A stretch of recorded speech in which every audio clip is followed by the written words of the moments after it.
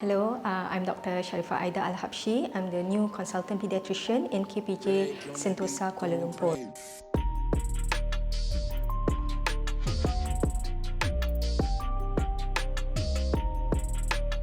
Kawasaki disease is actually a disease that causes inflammation, especially to blood vessels, mainly at the heart.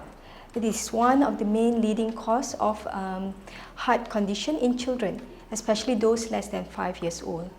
What causes this? No one knows. The thing is, there's a lot of theories postulated about the cause of Kawasaki disease. Some say it's maybe genetic predisposition to when these kids are exposed to certain infection, or maybe the environment, it causes the body to actually have this inflammatory cascade. So what happens is, it's like the body attacks its own blood vessel. As I mentioned earlier, it affects those, especially children less than 5 years old. It's commonly seen more in boys, about 1.5 times more than girls. And it is something that if we identify early, it's something that we can actually prevent the progression of the disease to cause them to go into heart failure. So there are certain symptoms that we as pediatricians should be looking out for. The most common symptoms that they will present is actually high fever, most of the times above 38 degrees, and it's already coming into more than 5 days. They need to have a fever more than 5 days, as well as 4 out of 5 other criteria. One of it is that they may have some redness at the white part of the eye, but there's no discharge of the eye. They may have a lymph nodes enlargement, mainly usually at the neck. They may have like very red rash all over the body. They may also have some swelling of the extremities, the fingers and the toes, become swollen, red, and sometimes skin peeling. These are the common symptoms of Kawasaki disease. But there are also atypical Kawasaki presentation, which is a bit more challenging to make the diagnosis.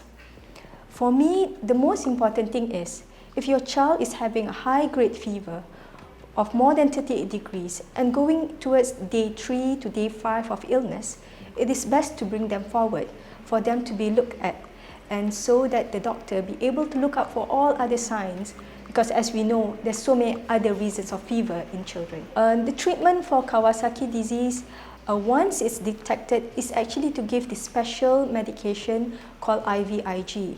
It is also known as immunoglobulin. So to fight off all these inflammatory markers that's actually causing issues to our own cells.